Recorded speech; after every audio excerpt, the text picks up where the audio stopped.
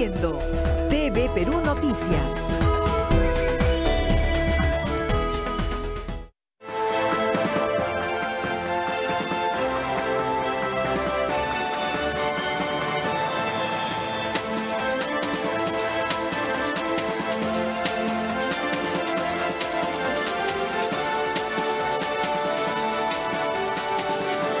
Buenas noches, bienvenidos a TV Perú Mundo. Los saluda Josefina Townsend. Hoy nos acompaña Farid Cajat. Farid, ¿qué tal? ¿Cómo estás? Buenas noches. Hoy se han cumplido 25 años de la captura del cabecilla terrorista Ismael Guzmán y su cúpula, los que dejaron tanto dolor en nuestro país, y ayer fue liberada Maritza Garrido Leca.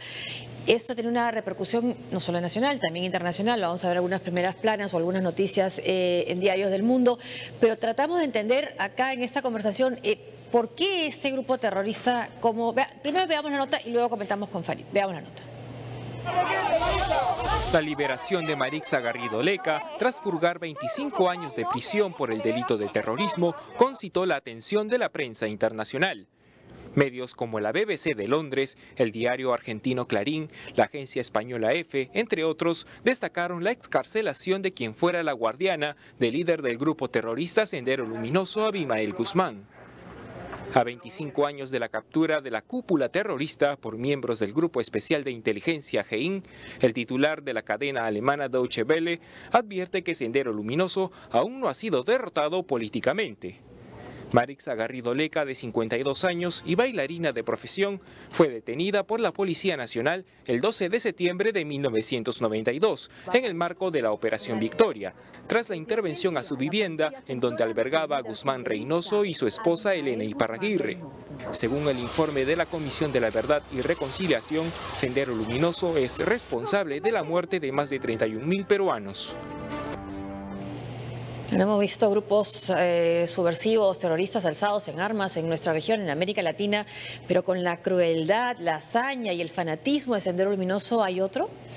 No, Sendero es único en más de un sentido, para mal, por cierto. En primer lugar, es la única guerrilla maoísta prominente del hemisferio occidental. Las demás, por lo menos desde la Revolución Cubana en adelante, son guerrillas en su abrumadora mayoría o bien inspiradas por la Revolución Cubana o bien respaldadas por el régimen cubano. Sendero era diferente en el sentido de que era maoísta en un tiempo en que la viuda de Mao ya había sido purgada del poder en China, y China empezaba las reformas de mercado en el plano económico.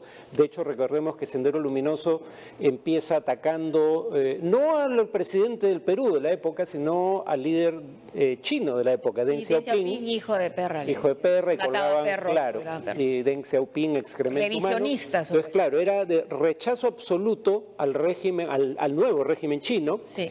Pero también, digamos, eran sumamente críticos de la Revolución Cubana, porque la consideraban parte de la penetración social imperialista soviética, y a la Unión Soviética la consideraban un Estado revisionista, o sea, no era un verdadero marxismo-leninismo. Entonces, ellos, a diferencia del ELN o el MIR en el Perú, o el MAS el MIR en Bolivia, el MAS en Venezuela, las FARC y el ELN en Colombia, no se inspiran en lo absoluto en la Revolución Cubana.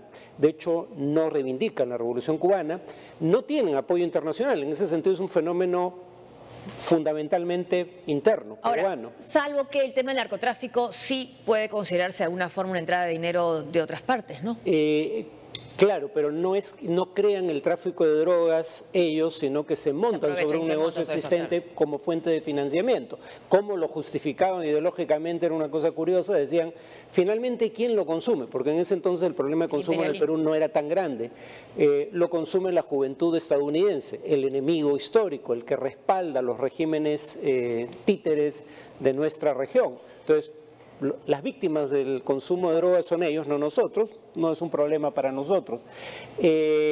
Además, ideológicamente son más cercanos a un movimiento como el de Pol Pot. Sí, asiático, ¿no? Claro, digamos, el ala más extrema del maoísmo, que a su vez fue históricamente probablemente el ala más letal del marxismo-leninismo.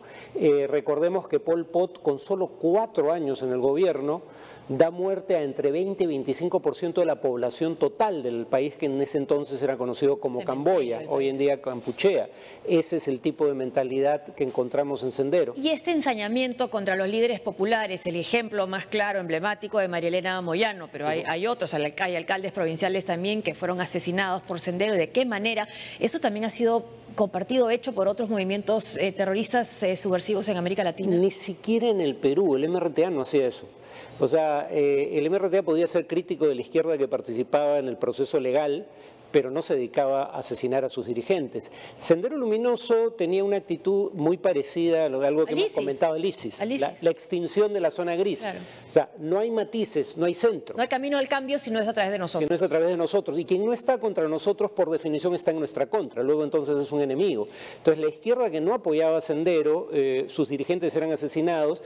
Cuando uno ve el informe de la Comisión de la Verdad y Reconciliación, el APRA y Izquierda Unida son las fuerzas políticas que más líderes pierden, o militantes, porque no todos eran dirigentes, pierden a manos de Sendero, porque son asesinados por Sendero. Y otra diferencia quizás pueda ser que algunos grupos subversivos, alzados en armas de nuestra región llegaron a ser populares. Sendero Luminoso no lo fue.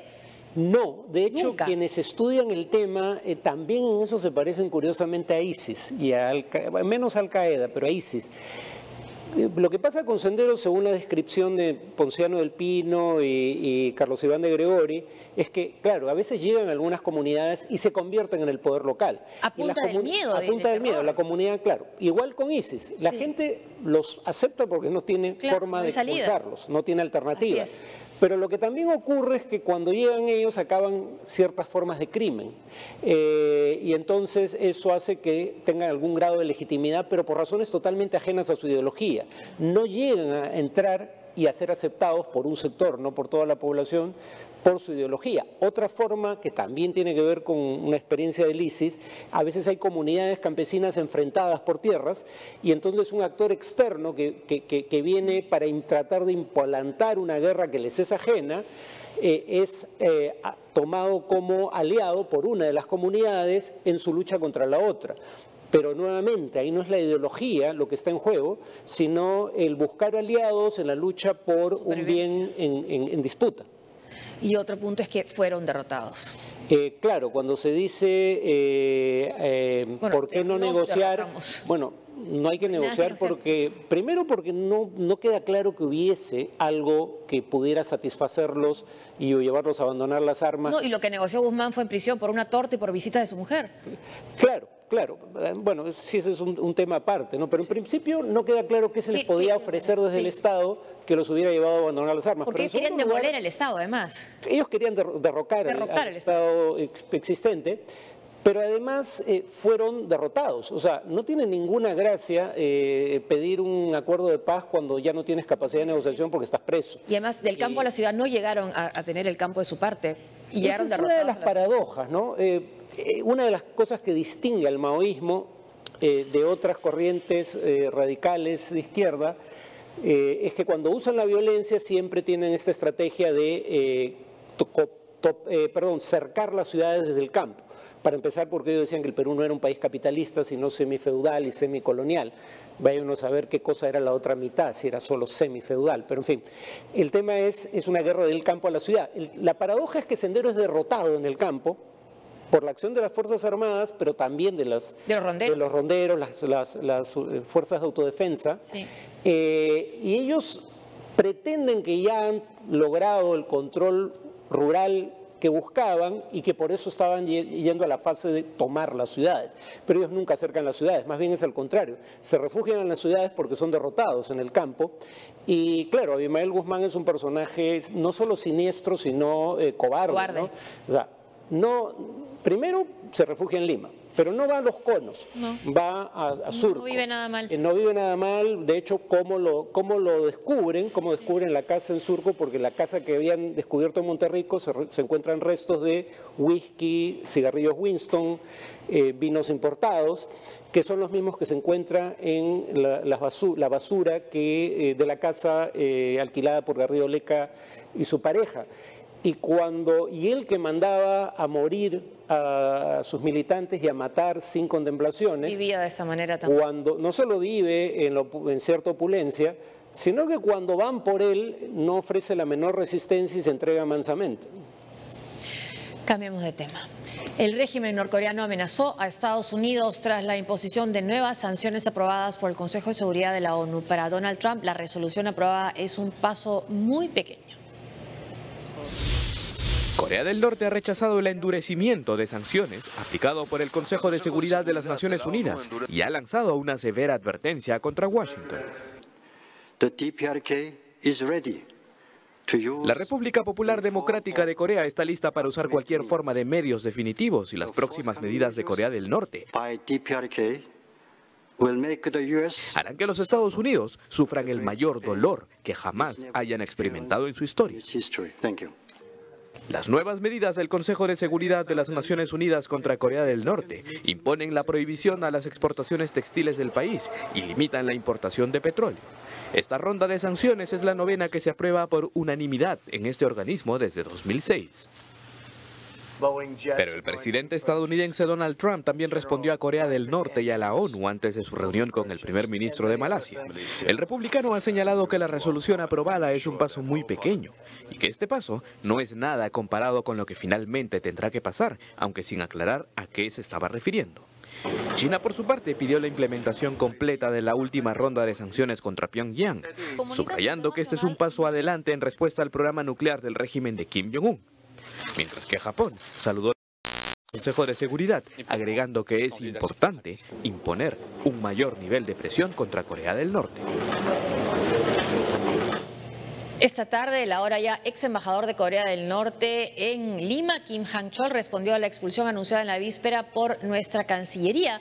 Él aseguró que la tensión generada en la península es solo un problema entre Washington y Pyongyang por las actitudes hostiles de Estados Unidos. Criticó las sanciones de la ONU y al gobierno del Perú, que lo declaró persona no grata. La medida bilateral y diplomática tomada ayer por el gobierno peruano carece de la razón jurídica y moral y no ayuda en nada para la paz y seguridad del mundo y al contrario constituye el hecho que echa la gasolina al fuego sobre lo cual expresamos la protesta y lástima. Bueno, recordar que tenemos relaciones diplomáticas a nivel de embajador desde el primer gobierno del expresidente Alan García, quien además tuvo un tuit muy crítico de Barack Obama sobre el tema de Corea del Norte. Que además Barack Obama hereda el desaguisado de Bush, o sea, el gobierno norteamericano bajo el cual Norcorea reanuda, o Corea del Norte, reanuda su programa nuclear con fines militares y detona la primera bomba atómica es el de George W. Bush, no el de Barack Obama. O sea, identificó al villano equivocado. Ahora, ¿tiene razón Bush cuando dice que es un paso muy pequeño lo de las sanciones? ¿O no? El tema es, si quieres que se apruebe, tienes que buscar consenso. No puede haber un veto porque... Claro, solo China puede... En buen romance, solo China puede aplicar sanciones efectivas a Corea del Norte. Primero porque 90% aproximadamente, o del comercio total, las cifras varían según la fuente, o del comercio total o cuando menos de las exportaciones norcoreanas tienen como destino China. O digamos, en segundo lugar, China abastece de energía a Corea del Norte. En tercer lugar, y por eso la prohibición de la venta de textiles norcoreanos, ustedes si compran una prenda china, probablemente una prenda textil china, probablemente haya sido confeccionada en Corea del Norte. Donde la mano de obra debe ser la mano de obra es no solo barata, sino esclava probablemente. Entonces, sin China no se puede sancionar económicamente a Corea del Norte y por ende, si quieres una resolución del Consejo de Seguridad que sancione a Corea del Norte, tienes que ponerte de acuerdo con China. Y con Rusia, que no tiene mayor comercio con Corea del Norte, pese a que tiene una pequeña frontera, pero que en todo caso tiene derecho a veto en el Consejo de Seguridad. Y recordar eso, ¿no? Que el Consejo de Seguridad tiene que ser por unanimidad. Pese al anuncio de una nueva ronda de diálogo entre el gobierno y la oposición de Venezuela, en República Dominicana, dirigentes opositores afirmaron que no se ha establecido ningún acuerdo al respecto. Además, la Mesa de Unidad Democrática vuelve a mostrar sus fisuras por los resultados de las elecciones primarias. La oposición venezolana, representada en la Unidad Democrática, negó la reanudación de una mesa de diálogo con el gobierno de Nicolás Maduro en República Dominicana, como anunció este martes la Cancillería francesa. Tomás Guanipa, secretario general de uno de los partidos de la alianza opositora, aclaró que no hubo contacto oficial entre las partes, tal como lo confirmó el canciller venezolano Jorge Arreaza, tras un encuentro con su par francés, Jean-Yves Le Drian, y con el ex primer ministro Dominique de Villepin en París. El ministro francés lo calificó de buena noticia y mostró su confianza en la reanudación del diálogo. Del mismo modo, advirtió que si este acercamiento fracasa, habrá el riesgo de que la Unión Europea establezca sanciones contra el Ejecutivo venezolano. Lo que sí es confirmado es que dirigentes de la MUD estarán en República Dominicana este miércoles 13 de septiembre, atendiendo una invitación del gobierno para explorar los posibles lineamientos para la reactivación de un diálogo con el régimen chavista. El anuncio de un posible acercamiento con el oficialismo se produce en momentos en que la MUD evidencia otra vez sus diferencias internas como bloque. De cara a las elecciones regionales, el diputado y líder del Partido Acción Democrática, Henry Ramos Ayud, consideró que es necesario una comisión para resolver las denuncias de fraude suscitadas entre los candidatos de Aragua y Amazonas sobre quién resultó vencedor en las primarias de la oposición del domingo. Bueno, están diciendo que van a investigar las denuncias de fraude y lo que sucede es que quien ha ganado la mayor cantidad de candidaturas en las elecciones primarias donde no hubo candidato de consenso ha sido Acción Democrática y algunos dicen que es porque este partido, después de haber estado tanto tiempo en el poder, tiene una maquinaria que no tienen otros. Exacto. El primero es solo el Partido Comunista Venezolano es más antiguo que Acción Democrática. Sí. Acción Democrática ha gobernado en más de una ocasión el país y entonces tienen mayor organización de base y eso se ha notado, pero además se le acusa de haber obtenido, ganan zonas rurales sobre todo, y ahí es donde suele haber mayores problemas en el escrutinio.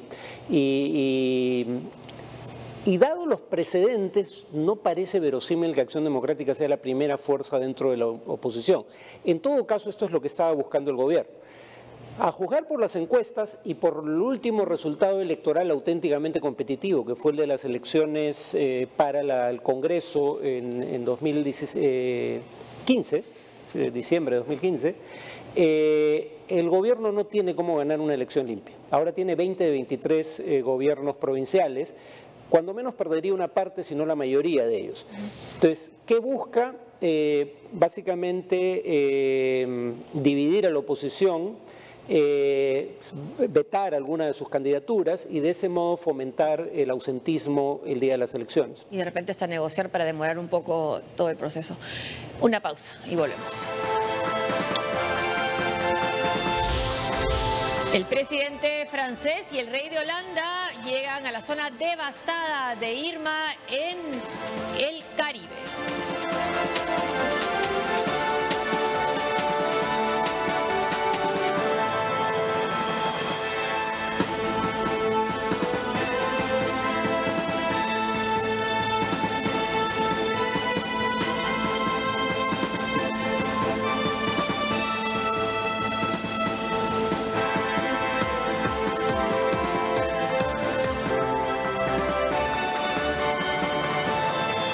Buenos Aires, donde realiza una visita oficial, el líder israelí Benjamín Netanyahu responsabilizó a Irán por los 2 atentados contra la comunidad israelí en la Argentina.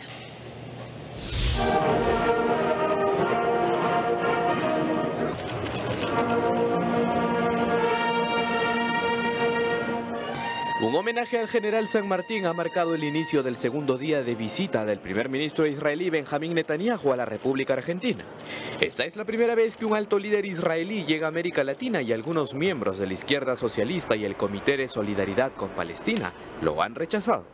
A repudiar la visita del señor Netanyahu, que ha llegado a la Argentina, le dan todos los honores a pesar de que es un genocida, un terrorista, un asesino. Viene aquí a traficar armamentos, a vender productos que están destinados a la represión y al espionaje del campo popular. Pero el político del Likud ha aprovechado sus intervenciones públicas para recordar los 2 atentados que sufrió la comunidad israelí y judía en Argentina en 1992 y 1994, y no ha dudado en señalar a un responsable. Sabemos sin lugar a dudas que Irán o Hezbollah se respaldaban y de hecho iniciaron estos ataques, y puedo decir que el terror de Irán no ha cesado desde entonces. Tienen una máquina de terror que abarca todo el mundo con su compañero Hezbollah. Ellos operan células terroristas en muchos continentes, incluso en América Latina, y la necesidad de luchar contra Irán o Daesh es preocupación de todos los países. En ambos casos, los tribunales argentinos han acusado a Irán como responsable de los atentados. Sin embargo, nadie ha sido juzgado por el ataque en la embajada israelí en Buenos Aires en 1992, ni el ataque contra el centro judío de Amia en 1994. El presidente de Francia, Emmanuel Macron, llegó al Caribe para supervisar la entrega de ayuda a los damnificados de San Martín, una de las Antillas más afectadas por el huracán Irma. El rey de Holanda también visitó esa misma isla que está partida en 2, ¿no? entre Francia y Holanda. Un balance preliminar estima los daños en el Caribe en 100.000 millones de euros. El territorio francés de la isla Saint-Martin busca ponerse de pie tras ser devastado por el huracán Irma. El temporal destruyó el 70% de las viviendas y cobró la vida de 13 personas. La crisis humanitaria amenaza con agravarse a medida que pasan los días. Por esta razón, el presidente de Francia, Emmanuel Macron, arribó a la pequeña Antilla de Guadalupe, isla convertida en el centro de acopio para la entrega de ayuda a los damnificados. Aseguró que su gestión priorizará la reconstrucción del Caribe francés y apeló a la unidad nacional y a la solidaridad para hacer frente a la emergencia. El trabajo de reconstrucción contará con todo mi apoyo y buscaré acelerar los procesos para satisfacer las legítimas exigencias de la población. Sé que Saint-Martin renacerá después del huracán. Construiremos edificios que enfrenten los desafíos sísmicos y ambientales. El rey de Países Bajos, Willem-Alexander, hizo lo propio al aterrizar en la parte holandesa de San Martín, donde suman 4 las víctimas causadas por el huracán. El monarca conversó con miembros de la Armada neerlandesa e inspeccionó la canalización de la ayuda humanitaria. El panorama en los Cayos de Florida, archipiélago de islotes situados al sur del estado, también es desolador. Al menos 11 residentes murieron. El centro también fue golpeado y varias calles se encuentran inundadas. Se calcula que las pérdidas económicas ocasionadas por Irma en el Caribe ascienden a 100.000 millones de euros, lo que convertiría al temporal en el más caro de la historia. Bueno, ha acudido el rey de Holanda y también el presidente de Francia. Se espera que también llegue algún representante del gobierno británico, ya sea Boris Johnson, el ministro de Relaciones Exteriores, o algún miembro de la familia real. ¿Y por qué esta presencia de autoridades europeas en el Caribe? Claro, porque los sudamericanos fuimos afortunados. Nosotros solo nos colonizaron, digamos, países de la península ibérica, sea Portugal, sea España, salvo por las Guyanas. En otras partes de la región hubo disputas coloniales en las que participaron, además de España. Portugal no tenía mayor presencia en el Caribe. Francia, Holanda o los Países Bajos, Gran Bretaña. En algunos casos sencillamente porque si bien España toma posesión de alguna de estas islas, nunca las coloniza. De hecho, algunas estaban despobladas y entonces empiezan a ser, digamos, objeto de, por un lado, ataque de piratas, por otro lado, de reivindicaciones por parte de potencias, de otras potencias europeas. Y para darnos una idea de la importante que son estos territorios de ultramar, es que Macron está en esa isla y no está en Francia cuando hay una huelga contra su ley laboral. Hasta aquí la información internacional. Gracias por acompañarnos. Gracias, Farid. Hasta mañana.